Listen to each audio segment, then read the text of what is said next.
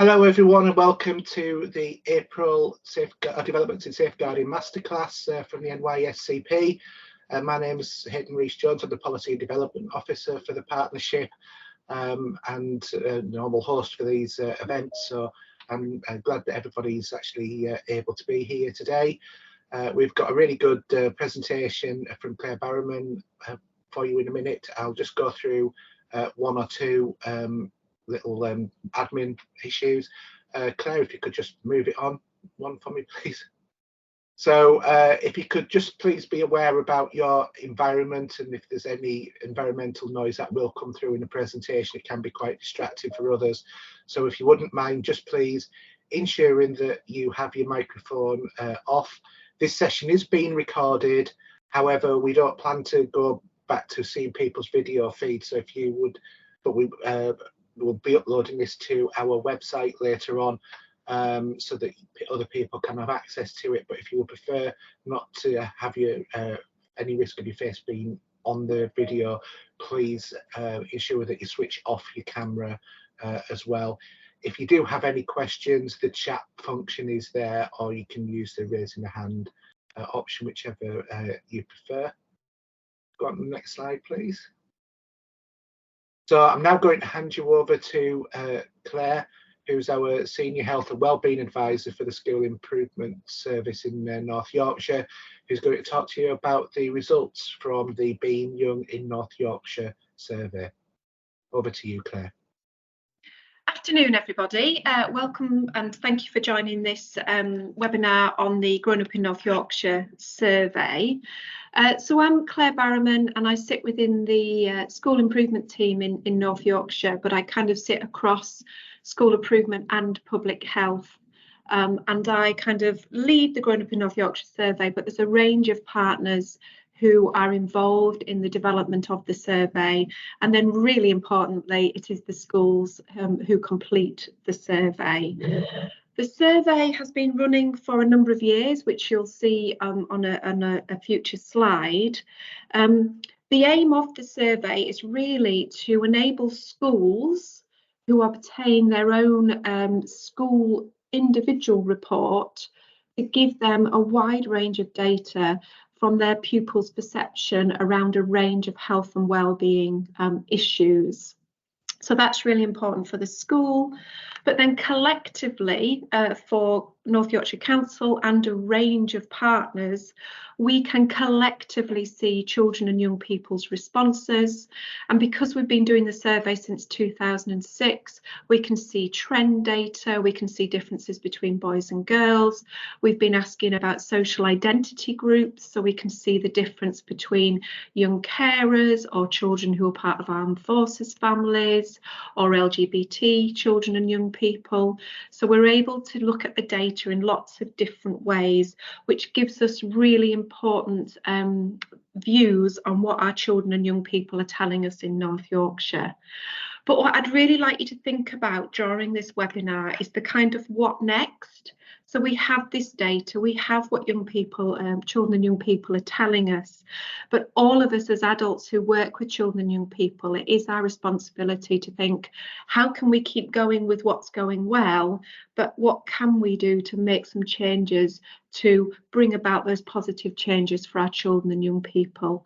And if we all do something, then hopefully we can start to see some more positive data.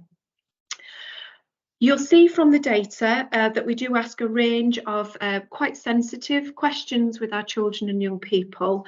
And I just want to reassure you that when schools do this with their children and young people, we make it really clear to the young people that the survey is anonymous. So if they do write something on the survey, an adult is not going to come back to them individually. So if the survey does raise something for them that is of concern to them, that they are signposted to an adult in the school setting or the support that's in the school setting to go and talk about whatever the survey has raised. So I just wanted to reassure you that we do put those support mechanisms in place, and there is signposting on the survey for young people as well. Please do pop any questions during the presentation into the side, and if anybody's used the survey in a really good way, again, that's really helpful for us to know. So what we do each year is we do have the county Growing Up in North Yorkshire survey results, and we do still have the district reports. I appreciate we're all one council now, but we do have the area reports, and these are freely available from the web link, which I can pop into the chat as well if that's going to be helpful for people. So these are freely accessible for the county report and the area reports, if you want to look at any particular aspects for the area that you work in.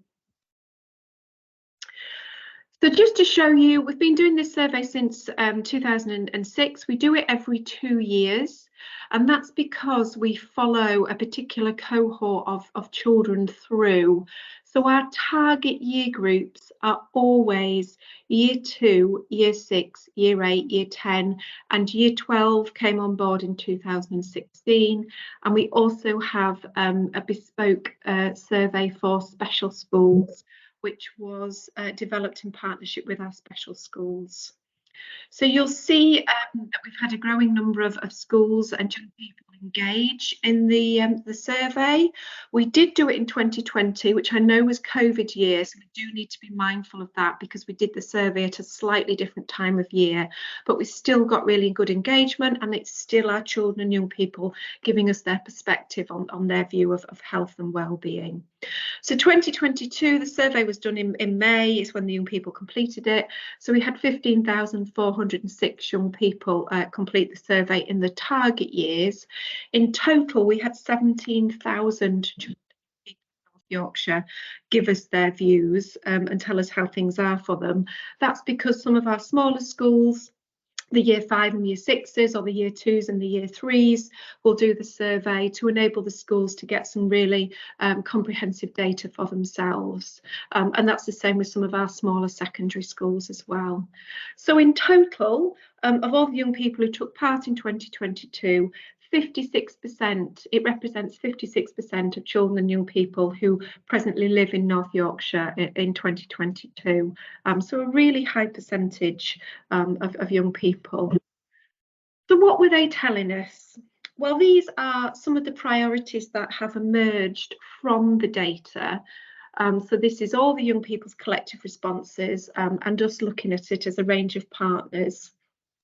So the priorities that I think have really emerged from 2022, and some of them have continued from previous surveys, but that continuation about needing to really prioritise young people's resilience and emotional well-being.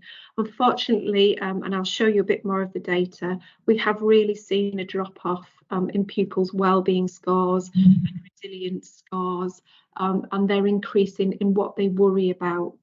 And then some of the sort of consequences of behaviours around that. So that really has to remain a really high priority for all of us on how we support all children and young people's emotional well-being and that resilience. We know as adults who work with children and young people that online is an emerging, well, not emerging, is a concern for us around a range of safeguarding issues. And I think we can see from our children and young people's responses that they are having to experience and manage more safeguarding risks online, and from quite a young age. We have a number of year 2 pupils who are accessing online. They are not being supervised and they're experiencing a range of sort of behaviours online. So that online aspect is a real sort of rock through a lot of these sort of safeguarding issues in particular. There's a range of aspects that have really sort of emerged around sort of healthy lifestyles. We've seen a bit of a decrease in that sort of healthy eating aspect. We've got growing concerns around oral health, in that young children and young people are not accessing dentists, and this has really been highlighted through the COVID aspects. And we know that it's one of the key reasons that very young children attend hospital, is for teeth decay and operations, which again affects attendance figures, we know, because they're having to take that time off school or nursery to go and have their teeth, you know, go and have operations on their teeth. Also the growing awareness around sleep and the importance of sleep, and how we have sort of percentage of our young people not really getting as much sleep as they need to for that healthy development. And physical activity, I think you'll really see the difference between primary and secondary, but we've also really, I think, starting to have that really marked difference between boys' engagement and girls' engagement. So again, thinking how can we start to change that? How can we make sure that we've got that quality and access to all sort of physical activity for all young people? Growing concerns around the healthy weight and the positive body image. I'll talk a bit more particularly around sort of eating disorders, and that's primary and secondary school concerns around that. We've definitely got an increase in young people who are vaping, and again, that's very much come from secondaries, but I know that primary schools are starting to have conversations around that. And that need for that ongoing support around alcohol and other substances, because we're starting to see just a real slight change, just a slight increase in young people in those sort of behaviours again. And then being safe in their schools and their wider communities, so safe from bullying and being picked on, prejudice-based incidences. That hasn't really moved for us in the young people who are reporting these kind of instances. But what has changed is the number of young people who say there has been a decrease in pupils who feel that schools manage bullying well. And that's been at both primary and secondary school. So again, that is something that we can do. We can do something about that. We can make improvements around that. And then just to show you that we do ask young people to socially identify as perhaps a young carer or part of an armed force family, from the LGBT community in secondary schools, free school meals, special educational needs. So we can look at the children who identify in one of those groups and look at their sort of responses as well. So again, I'll be sharing some of that with you. Because we have the data from a number of years, we are again able to look at sort of those changes over time. So these are just sort of some examples which may be of interest to you. So year 2, like being at school most of the time, you know, you can see that that's kind of 53% in 2010, moved up to 62% in 2022. Being bullied. For year 6, have they been bullied at or near school in the past 12 months? You'll see since 2014 that hasn't shifted from 21%, has come down from when we first started doing the survey in 2006, but it hasn't moved from that point. So again, you know, how can we make that, how can we start to really sort of reduce those figures? Smoking, year 8 and year 10 near the bottom of that, you know, 2006, we had 27% of year 8 young people smoking and 51% of year 10. That has dropped off. So year 8's dropped down to 12%. Year 10 has dropped down to 25%. But we have seen a little bit of an increase since the 2020. So it's really useful that we can look at those trends over time. So I said about sleep. And sleep hygiene, as it's often called, and actually sort of our children and young people need a minimum of 8 hours. The research is really quite strong about this, and actually if young people are not getting that sleep, it can have a really detrimental effect on their emotional, physical and mental health. So the data is showing that sort of for year 6s, about 82% are reporting that they're getting 8 or more hours of sleep. For year 8 and 10, this drops to 54%, and then for our year 12 pupils, it drops down to 41%. And I know a number of schools starting to include in their PSHE curriculum work around that sort of sleep aspect, and equally important for us as adults as well. So just you'll see through the presentation that I do link to a range of hopefully supporting resources for you. So as highlighting these these issues, there's then some links to where you can sort of hopefully find out a little bit more information. So whether that's a bit more information, but also some curriculum resources if you're working with children and young people, which could be used in schools or other settings. And this was just quite a nice example from Twitter. Apologies, it's a little bit small, but one of our primary schools in North Yorkshire, they've sort of promoted National Sleep Day. And then as a school, they've also run some sleep workshops for parent and carers to attend after they've done some training with the sleep charity. So again, some really nice ways that our schools are engaging in some of these priorities. So I said about bullying.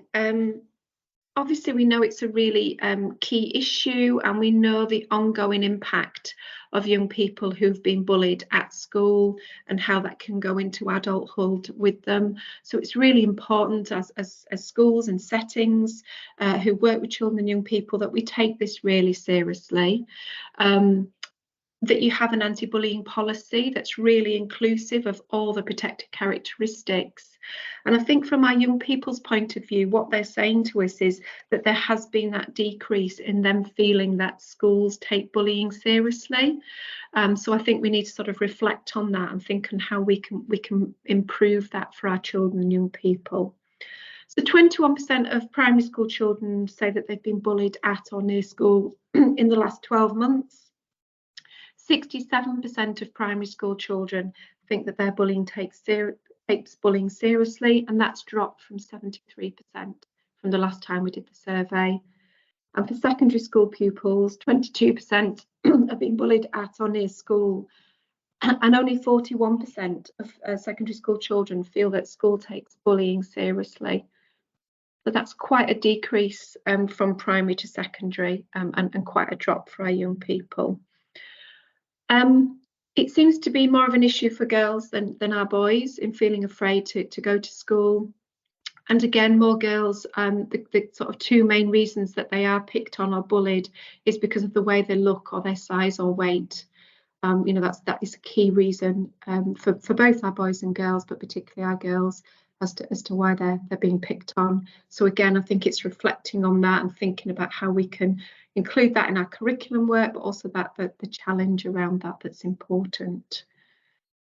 And I said to you about, we have data across the different young people who identify as within different groups within that within the wider sort of county data.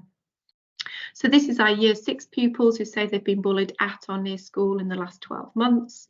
So the average for the county was 21%, but you'll then see that those young people who said they're young carers, that jumps up to 39%, children in care 41%, free school meal children 29%, and forced families 27%. So within that collection, within that group of children and young people, there are some groups that feel that they're being bullied more than other young people. So again, we need to be mindful of that when we're working with our children and young people. And the same for our year 10 pupils. So just for our year 10 pupils, 19% say that they've been bullied at or near school in the last 12 months. And again, you can see those differences. So young carers, which 37% say that they've been bullied at or near school. Special educational needs, 33%. Free school meal children, again, 33%. LGB children and young people, 34%. And then really high, our transgender young people, 59% said that they've been bullied at or near school in the last 12 months. You know, that's a really high percentage. And we want all children and young people to feel safe, to be able to come to school and engage in that learning. So really be mindful of that when you're thinking about your anti-bullying work, thinking about your policies. You know, really thinking about some of your vulnerable young people that you work with, and really making sure that we're making that a safe space for everybody. So again, just a few links to some anti-bullying resources. The Anti-Bullying Alliance, the Diana Award has a range of really fantastic resources to support, and they've got some really good PowerPoints that can be used by pupil anti-bullying ambassadors or sort of pupil-led work. So some really nice resources there that you might want to have a look at. Sexual harassment, we asked this for the first time in 2020, so this is the second time that we've asked this question. I'm not surprised there's been an increase, because I think there's an increased awareness amongst our children and young people. We know that a number of schools have focused in on this and been doing work around this, which often can lead to an increase in reporting, which is not necessarily a negative thing. The more it's reported, the more that we can challenge and do something around it. So 9% of pupils said that they've experienced sexual harassment at school, and there's slight difference, 6% year 8s, 11% of year 10s, and then 13% said they've witnessed sexual harassment, and again 10% year 8, 16% of year 10s. So it gives us that sort of data, and I think it's sort of what we did ask this time, which we didn't ask last time, which I think is really important. We asked if you had been bullied, picked on, or experienced sexual harassment or witnessed sexual harassment, did you tell an adult at school? Because that's obviously what we want our children and young people to do. And it really was 50-50 as to whether they did tell an adult or not, which obviously we want to change that and enable all children to be able to tell a trusted adult at school. These were kind of the 4 key reasons why children and young people weren't telling an adult at school.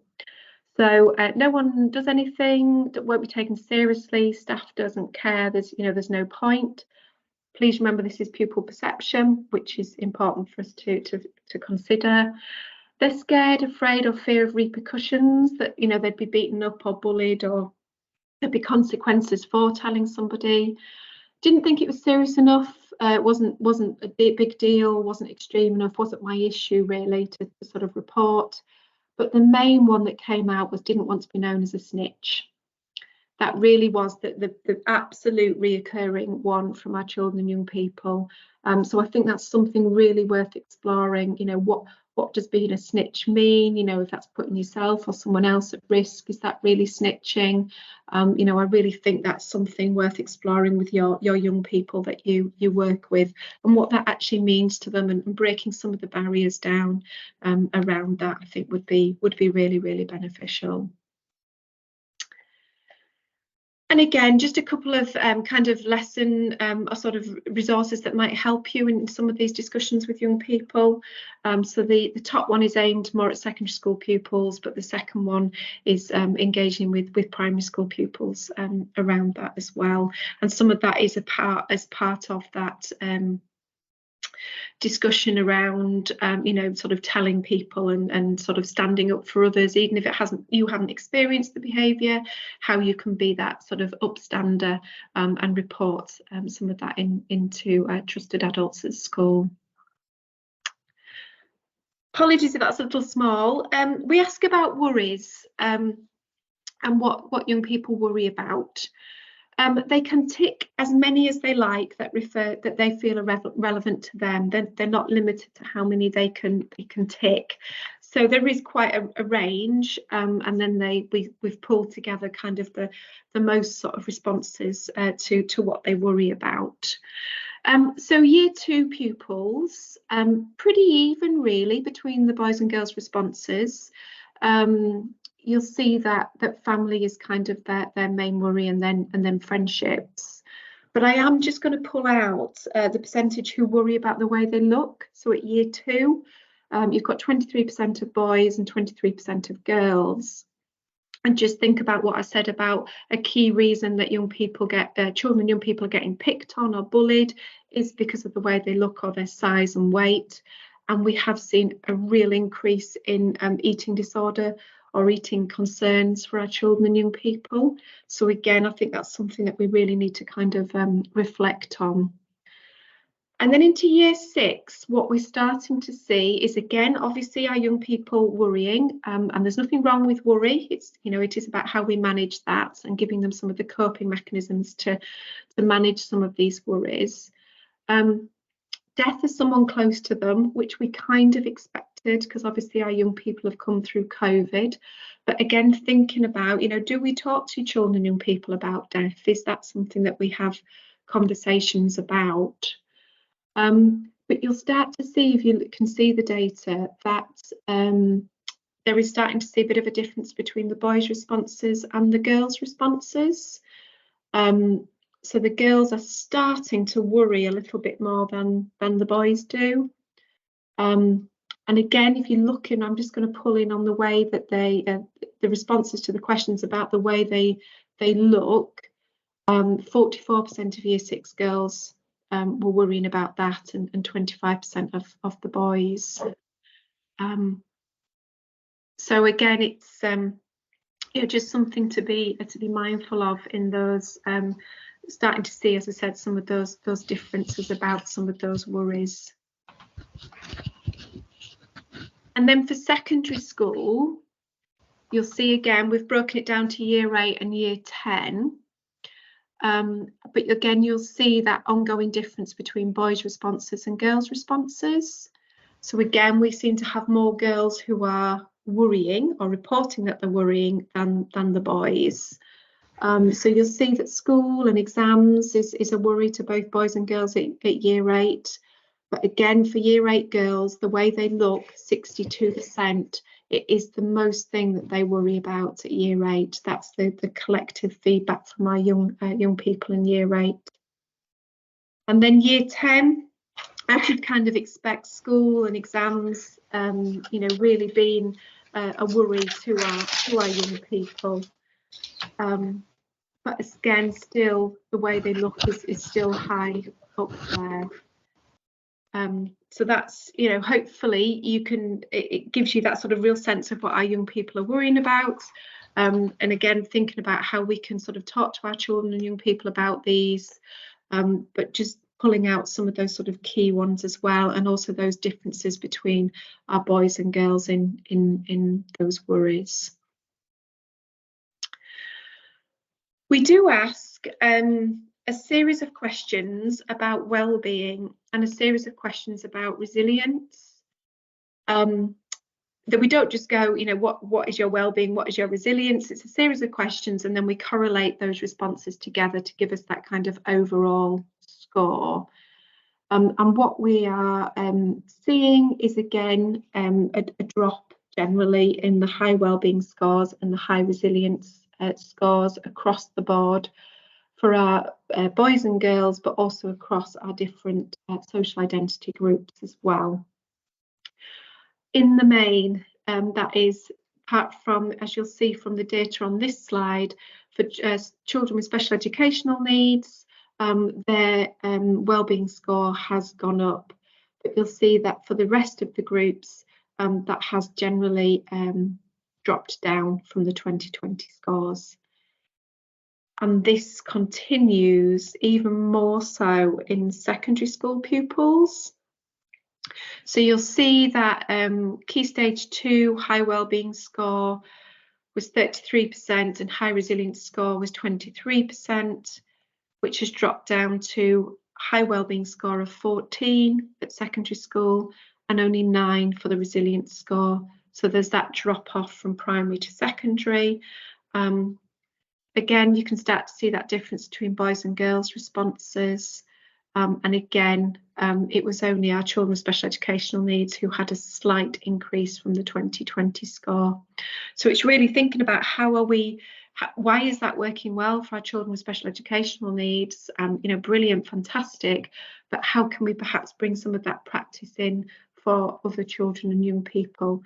Because it's really something that we do need to focus on, because we know that having high well-being and having good resilience is a really protective factor for many aspects in relation to their well-being, but also that learning in school.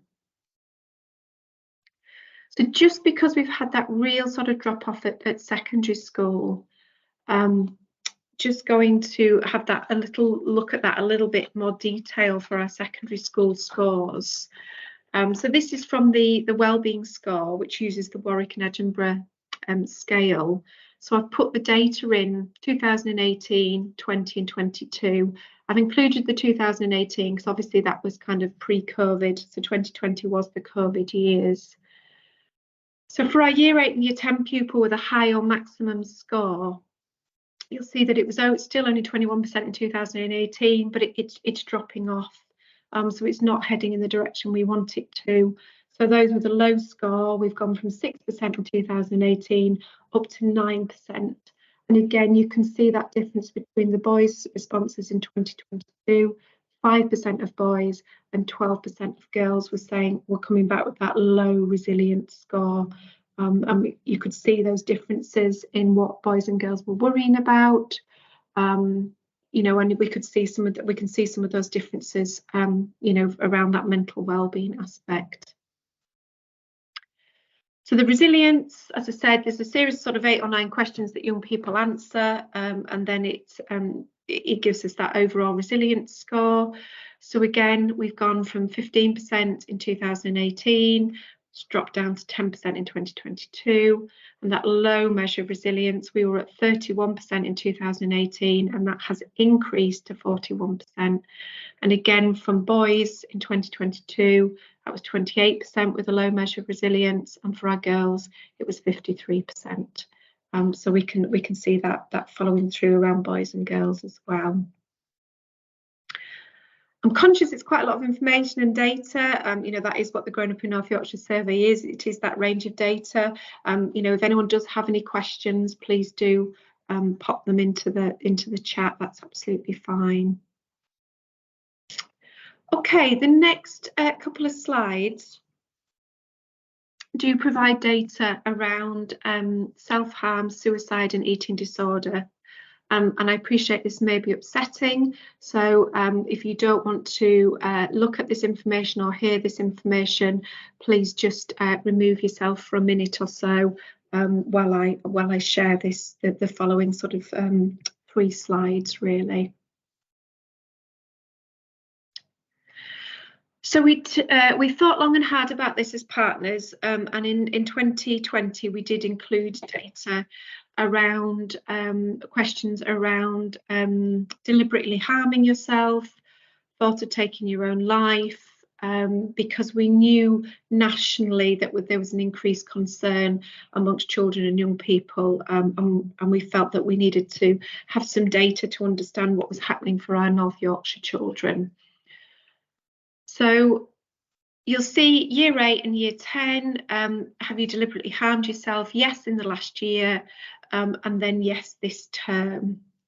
So generally, the figure in bold is the 2020 data, and the figure in the brackets, sorry, the figure in bold is the 2022 data, the figure in brackets is the 2020 data. So you'll generally see that there has been an increase for both year 8s and year 10s in response to those 3 questions. So have you deliberately harmed yourself? Have you thought of taking your own life? And have you ever tried to take your own life? We do also ask, as well as asking, and please be assured that around these questions there is absolutely signposting to support for our children and young people, and that reminder to talk to an adult. We also ask about support. So if they'd you know, felt like this, or they'd engaged in these behaviours, what support did they sort of seek? So 47% said that they didn't tell anybody, and 30% said that they didn't need any support. And again, I think as professionals, that's what we need to reflect on and think about. And think, you know, it's really important that these children know that they need support, that know how to access support, know that it's okay to talk to somebody about these issues, and really how can we strengthen that for our children and young people, whether that's in school or other settings, and make sure that they're accessing reliable, effective support, because we know that there's many online forums that perhaps we wouldn't be wanting our children and young people to be looking at in relation to these topic areas. So again, it's, you know, making sure that we're providing that effective support and effective signposting for them. We have seen a really big increase in young people who are engaging in perhaps some unhealthy eating habits. So 42% of our secondary school pupils said that they'd made themselves sick, dieted to an extreme, or done an unusual amount of exercise to lose weight at some point. And I think this plays out for our our services that support young people around eating issues, because we've seen that increase in referrals. So you'll see for both boys and girls, yes in the past and yes this term, that they've engaged in some of these behaviours.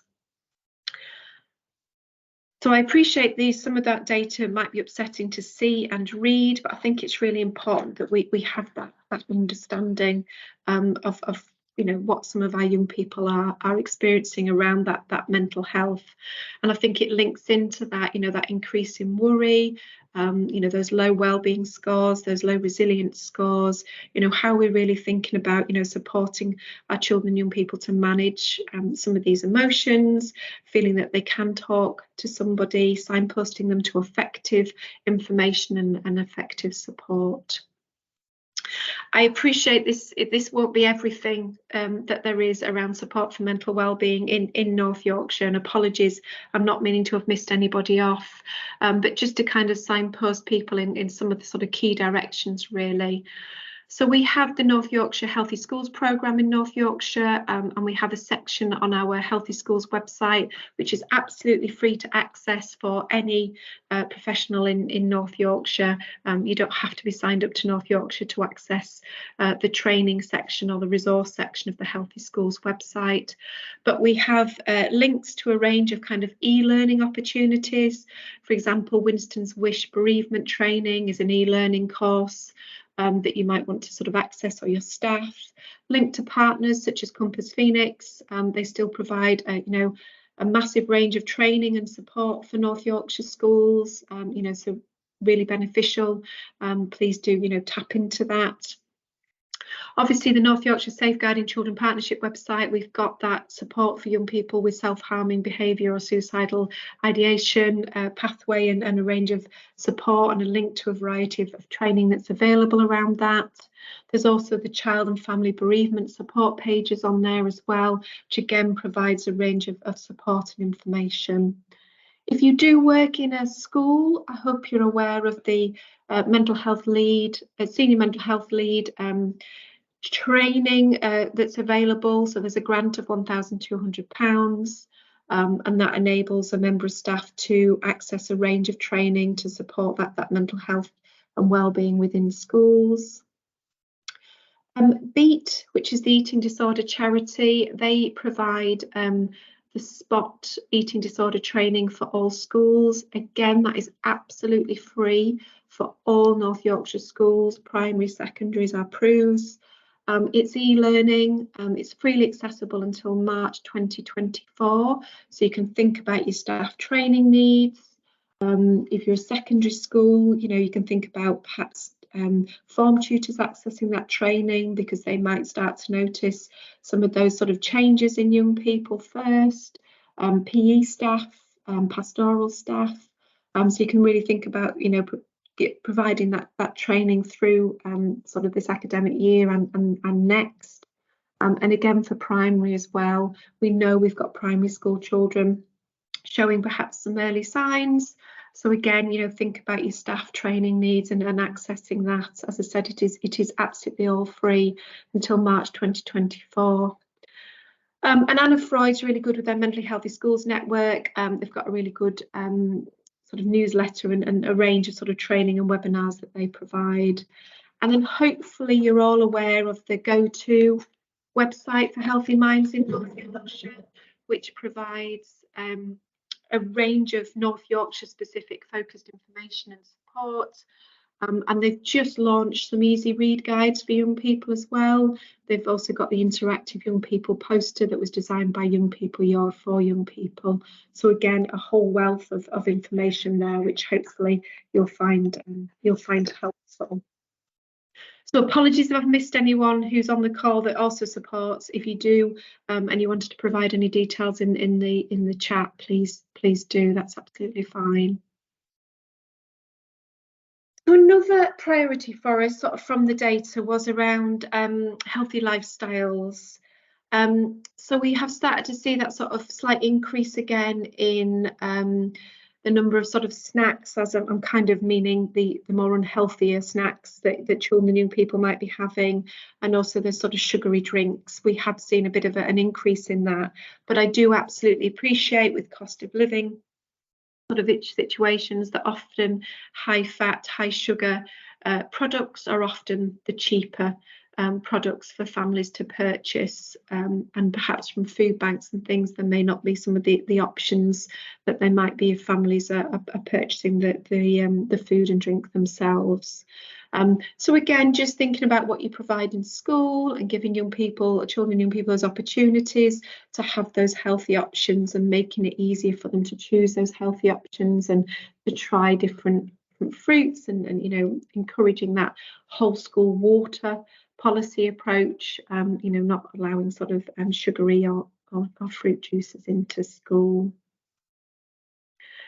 Again, through the North Yorkshire Healthy Schools programme, we do have support around healthy eating. So we've got a healthy eating pack lunch leaflet for primary schools. We are developing one for nursery and secondary schools, but that's free to download, and a number of our schools have put it on the school website and sent it out for parent and carers. And we do have some free cooking training for primary schools running in June, and a free online secondary school food session as well, with a whole range of ideas to improve the healthiness of food provided at secondary schools. That's an online course. So again, if you're interested, or another colleague in your school might be interested, please do pass that information on. So physical activity is part of that sort of healthy lives. I think a key one here is that absolute difference between our primary and secondary school pupils' experiences. We absolutely see that drop off from primary to secondary in sort of the amount of physical activity they do. So 54% of our primary school pupils said that they do 5 or more hours per week in school. You know, that drops down to 15% in secondary, which I appreciate. You've got more subjects and things to fit in, but we also see that drop off of doing exercise out of school as well. And we know the benefits of physical activity, you know, linked to our mental well-being, having that time outside, you know, and the benefits that can have for our children and young people. The other one that we're really sort of seeing is that the young people are asked a range of questions around their enjoyment, confidence and involvement in physical activity. And again, you'll see that sort of difference between the boys and the girls' responses. It's higher in primary than it is in secondary, but we can sort of see that drop off. So I feel confident when I take part in physical activity and play sports. So at Key Stage 2, 85% of boys, 71% of girls. And then at secondary, 77% of boys, but drops to 49% of girls at secondary. And we know that year 9, year 10 is a real drop-off age for our girls and engagement in physical activity. So again, thinking about how can we keep that engagement, you know, how can we do activities that they want to do, you know, and giving them that love of something that they continue through school and through adulthood as well. So, you know, just things for us to think about and reflect on. Again, just a link to North Yorkshire Sports, who provide a wealth of support, and they have a range of e-learning again to support sort of physical activity in its real wider sense. There's a lot of sort of e-learning that can be accessed to support some of those conversations about engaging with all children and young people in being physically active. Healthy lifestyles, one that is concerned to us is young people's use of vaping. I'll come back, but you'll see that we have seen that increase. We started asking the questions in 2016. So in 2016, for secondary school children, we had 3% who said they were kind of regular users, so vaping at least once a week, and that has gone up to 9%. We had 73% of secondary children who tried it. That has now gone up to 66%. So it is really one that we're seeing a real sort of big increase on. So there's vaping, and we know that some young people are choosing to vape in schools, and we also have some indication that some people are using vapes to the active ingredients in cannabis is THC, so they're using vaping to smoke THC, which again comes with added concerns around that. Smoking cigarettes, we had seen a bit of a decrease. We have just seen a slight increase in that this time round in the survey. Using illegal drugs such as cannabis, ecstasy, etc. We haven't seen much of a change, and I think a real focus there is, 92% of our year 8 and year 10 pupils are choosing not to take any illegal substances, which is important to focus in on. But those that have been a bit of a shift in what they're choosing to use. So cannabis is still the drug of choice if a young person is going to use a substance, but we have seen an increase in young people saying that they're using edibles. So that's generally when cannabis is put into the sweet or put into the biscuit or put into the cookie, so they're eating it rather than smoking it, and that can be harder to manage because the effects can take a bit longer than when they smoked it. And it's more difficult to control the amount around that. So it's not necessarily that the amount of young people using has gone up, it's just the type of substance that they're using has changed slightly. And again, thinking about how we reflect that in our curriculum and conversations with young people. So I said vaping is the one that is really concerning to us. If you're secondary or work with young people in secondary school age, you might be interested in the materials that are being produced by Smoke Free Sheffield in partnership with ASH. There's a wide range of materials that can be used with young people, as well as parent and carers, and as well as some staff sort of training and information as well. So the links to those resources are available there. So online safety, really, just sort of put this one in to show that we have that increasing year on year, really, young people who after school are spending more time online, so more screen time. We still do have primary school children playing out with friends and siblings, but generally the response is sort of screen time. So hopefully this is clear to see. I've just pulled out some of the questions, but you'll see that we ask, do you post things that lots of people can see, and that sort of increases with the age of the children. Communicate online with people they don't know in real life, so 14% of year 6s. Moving up, our highest year of 34% of year 10s, and then kind of drops down again with our year 12s. But then we ask, have you seen this, or has this happened to you, or have you engaged in some of these behaviours? So being bullied online, 9% of year 6s, up to 11% of our year 8s and year 10s. We asked about, have you seen fake news, false information? 44% of year 12s said they had. Received nude images, again, 4% of year 6s are already having to manage, being sent those, jumping up to 43% of our year 12s.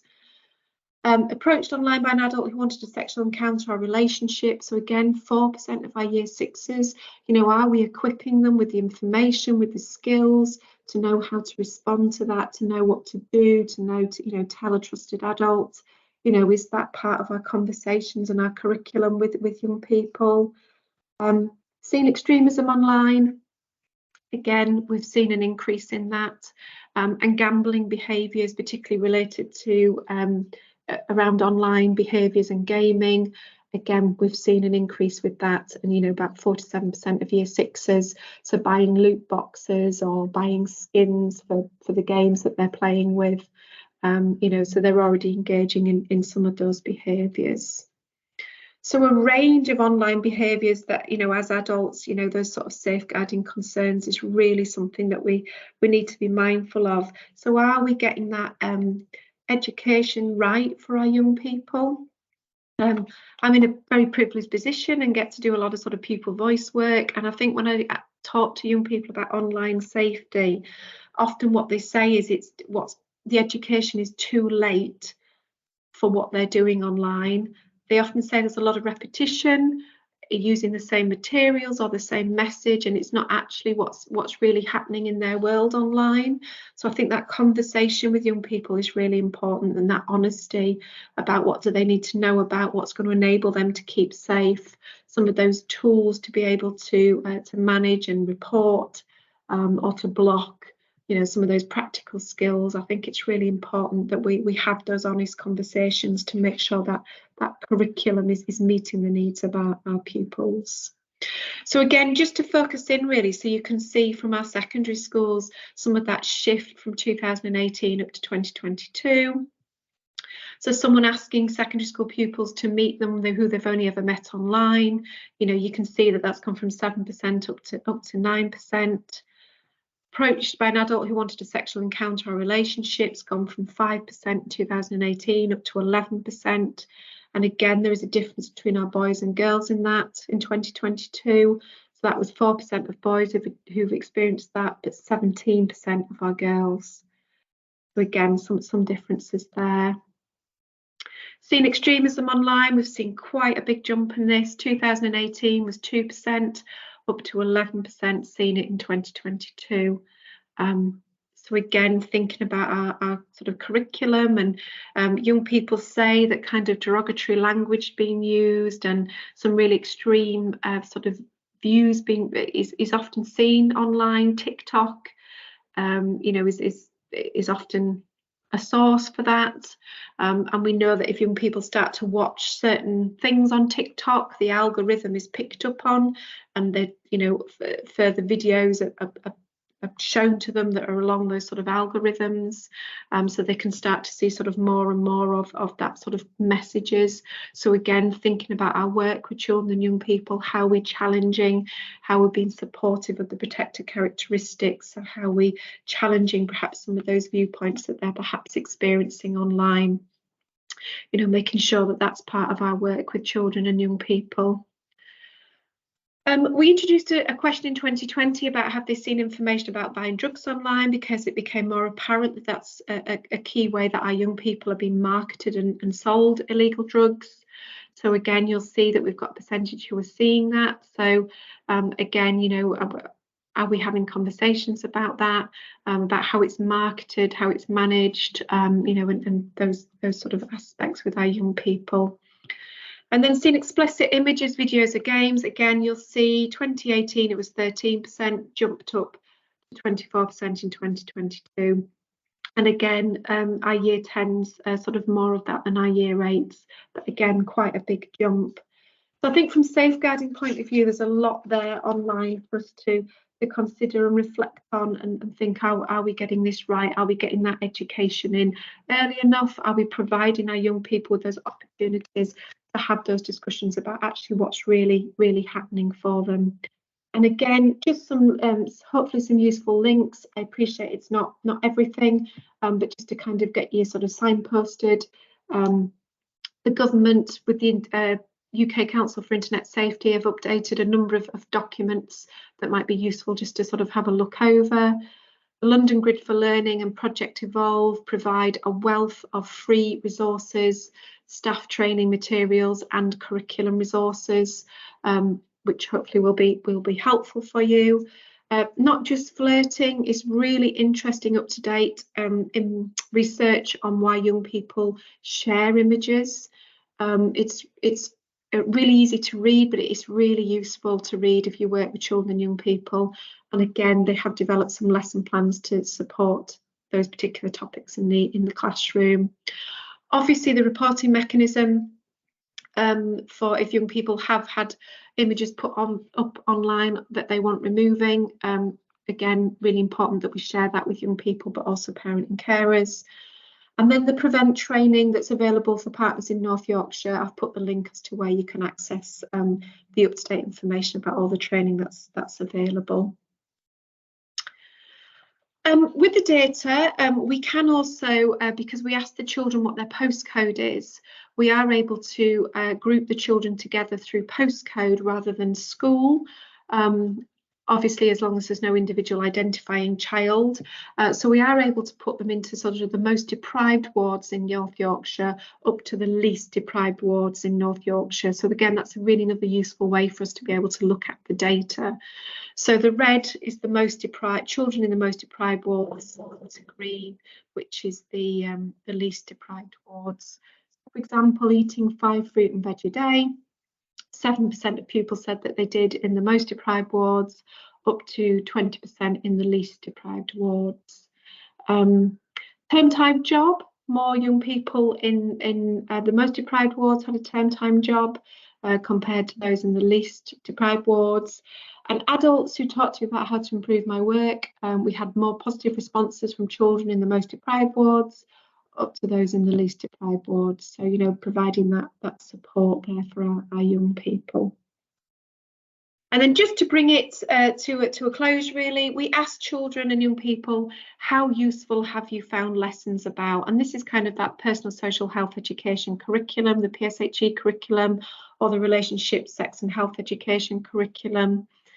So again, we know that this is something that schools, it's statutory responsibility for schools to deliver this sort of curriculum area. So generally really positive responses from our year 2 pupils. Dropped off a bit at year 6. I have put the comparison data in from 2020, but I'm really aware that that was COVID year. So children hadn't been in school, certain topics weren't taught through remote education, rightly so. So please be mindful of that sort of comparison there. But generally everything moving in the right direction, and we hope again when we do the survey again in 2024 that we'll see another positive shift in some of these percentages. And then in year 8 and year 10 as well, you know, asking about sort of healthy relationships and education about consent and things. So they are lower than our primary school responses, but we're hoping again that these will increase for the 2024 survey as pupils will then have been receiving this curriculum consistently for a greater length of time.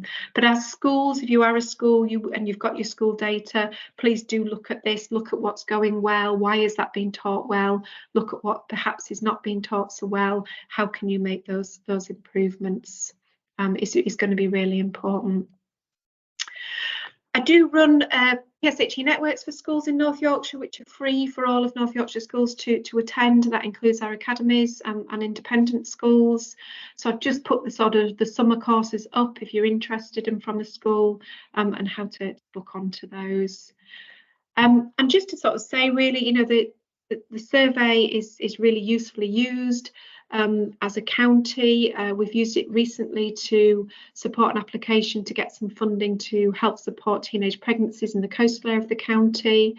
We've used the data to get some targeted funding to support schools around preventing hate crime.